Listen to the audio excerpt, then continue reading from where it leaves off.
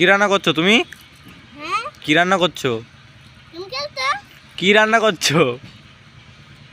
জানি না, তুমি বলো। তুমি জানো না? না দিদির কাছে শোনো, কি রান্না করছো? চিনি এগুলো দিয়েছি এগুলো কি দিচ্ছ? মশলা। এই পেঁপে থেকে এই নাও আর কট্টা বানিয়ে দিয়েছি। এগুলো মশলা হবে। ঠিক আছে।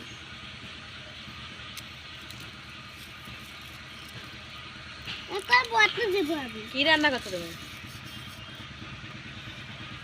তার নাকি রান্না করছি। দিদির কাছে শোনো। দাঁড়াও, অল্প দাও, দাদা বেশি ঝাল হয়ে যাবে কিন্তু আর খেতে পারবো না। দাও আমি এগুলো বানিয়ে দিই আরো। আমি এগুলো